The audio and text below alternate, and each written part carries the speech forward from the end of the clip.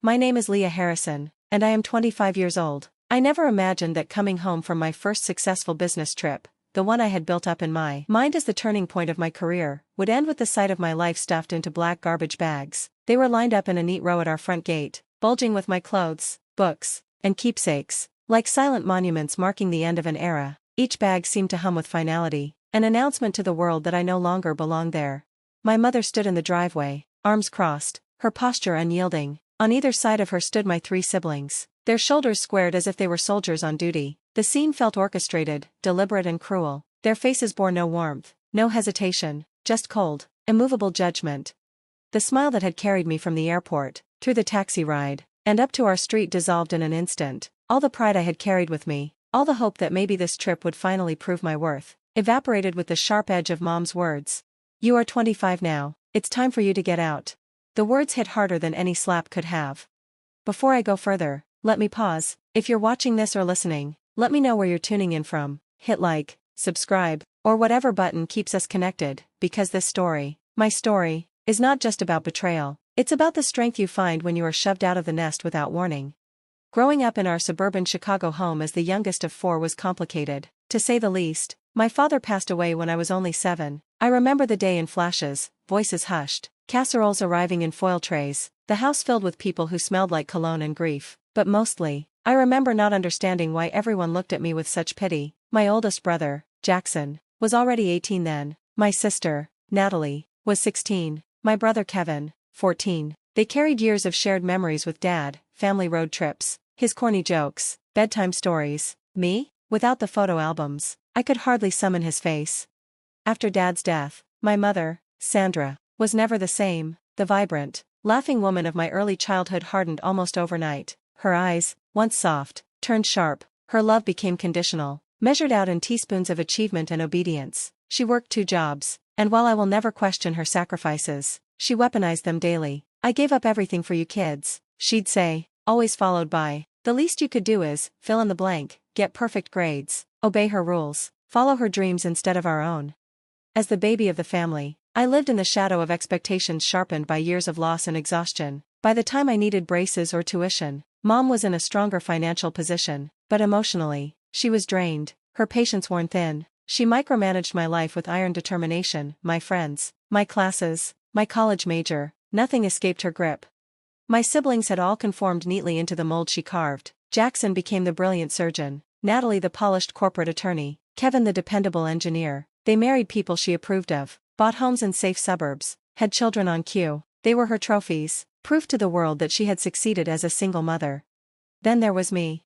I chose marketing instead of law or medicine. I took a job at a startup instead of a prestigious firm. I remained stubbornly single at 25, far from the domestic timeline my mother silently demanded. I wasn't wild or reckless by any normal standard, but in our family, I was the disappointment, the outlier. "When will you get a real job?" Mom would sneer across the dinner table, eyes flicking toward Natalie like she was the benchmark. "She was already making 6 figures at your age." Still, I stayed. After college, moving home was the practical choice. Rent in Chicago was outrageous, and my salary was barely enough to cover student loans and living costs. Mom had welcomed me with words that felt comforting at the time: "You can stay as long as you need. Family supports family." But the support came with invisible chains. I paid rent, bought groceries, cleaned the house, chauffeured her to appointments, and played tech support whenever her phone glitched. I absorbed hours of her complaints about neighbors, coworkers, sometimes even my siblings, though never when they were present. And my siblings? They saw me as the baby still, someone whose voice could be dismissed with a wave of the hand. Whenever disagreements broke out, they closed ranks with Mom. Jackson, especially, loved to condescend. "You'll understand when you've lived a little more." I bit my tongue every time, thinking, "I've lived more than you know." For years on my own in college, months of scraping by on an entry-level salary, traveling abroad on business while you stayed close to home, but in their eyes, I would always be the one who didn't measure up. As I approached my mid-20s, the tension between wanting independence and feeling chained to duty became unbearable. Friends my age were living in apartments, dating freely, chasing adventures. They didn't answer to a mother's text demanding their whereabouts at midnight. They didn't calculate every move against a ledger of sacrifice and guilt. Then came the chance I believed might change everything. Our marketing firm had landed a major client, huge, career-making. Out of everyone on the team, I was chosen to present our campaign in New York. It was my first real business trip, my first solo pitch, and maybe, just maybe, the first proof that I wasn't the family failure. For weeks, I prepared until I could recite the presentation in my sleep. On the night before my flight, I sat at the dinner table buzzing with nerves and excitement. I told Mom about the schedule, about how important this could be for me. She barely looked up from her phone. "I'll be back late Friday night," I said as I cleared the dishes. "Fine," she muttered, scrolling. "Jack and Natalie are coming with the kids Saturday. Make sure you're here to help." I swallowed the lump in my throat. I had wanted a simple "I'm proud of you," just once, but all I got was a reminder that no matter what I achieved, I would still be the one expected to set the table and wash the dishes. Still, I carried hope with me on that plane. I believed, foolishly, maybe, that if I came home with a victory, my mother would finally see me as an adult, that maybe she would look at me the way she looked at my siblings. I didn't know then that no achievement, no victory, would ever be enough. Because by the time I came home, everything I owned was waiting for me on the curb. I apologized as we sat on mismatched chairs, eating pizza off paper plates. "It is a beginning," my friend Amber corrected gently, brushing crumbs from her jeans, "and you did it without their help." Her words lingered, both comforting and sobering. The truth was, beginnings were messy, they were uncomfortable, filled with doubt, and often painfully lonely.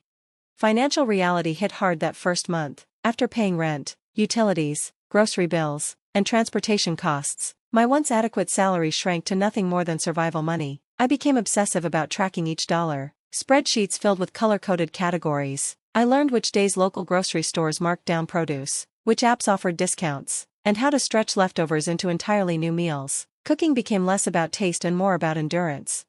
Work quickly became my anchor. The Monday after being forced out, I arrived at the office before sunrise. My desk became a refuge, the one place where I felt control. I threw myself into finalizing the New York clients campaign, channeling every ounce of hurt, rage, and grief into creativity. My designs grew sharper, my strategies more daring, as if proving something, maybe to myself, maybe to the family who dismissed me. My boss noticed. "You have been putting in serious hours," he remarked 2 weeks later, leaning against my cubicle wall. "The New York presentation was excellent. Your follow-up has been impeccable." "Thank you," I replied, forcing a small smile. I did not explain that I was clinging to work because it was the only thing that had not betrayed me. "We are restructuring the team," he continued. "I would like you to lead the digital marketing division. It comes with a 15% raise." The promotion could not have come at a better time. The extra income softened the constant fear of bills piling up, but more than that, it was validation, the kind I had begged my family for and never received. Yet my professional success did not erase the emotional scars. Nightmares about homelessness woke me in the middle of the night. The sound of heavy footsteps in the hallway outside my apartment triggered spikes of panic. I caught myself scanning exit routes in every public space, as if abandonment had rewired my brain to expect sudden catastrophe. "You should talk to someone professional," Zoe suggested one afternoon as we sipped lattes at our favorite cafe. "Therapy is expensive," I argued weakly. "So is living with unhealed trauma," she countered. "Your new job has insurance, right? Use it." Reluctantly, I did. My therapist specialized in family estrangement. Her office was lined with plants and soft lighting that made the space feel safer than anywhere else I had been in months. "What your family did was not normal or acceptable," she told me during our first session. "Evicting you in your absence was not an act of love, it was control. It was betrayal." Her words cracked something open. For years, I had twisted myself into knots trying to excuse their behavior, stress, misunderstandings, culture, tradition. But hearing a professional name it for what it was, a violation, allowed me to start grieving, and then healing. In therapy, I learned about scapegoating, conditional love, and cycles of control. For the first time, I realized my worth did not depend on earning my family's approval. That truth was both liberating and devastating. Outside therapy, I began collecting practical skills like survival tokens. I learned how to patch drywall after accidentally punching a hole while moving furniture. I figured out how to unclog a drain, change a tire, and cook more than just pasta. Each skill was a small triumph, proof that I could stand on my own. 3 months later, I ran into my brother Kevin at a downtown coffee shop. We froze, paper cups in hand, and the weight of everything unsaid pressed between us. "You look good," he said at last, his voice uncertain. "I am doing well," I answered honestly. "I got promoted."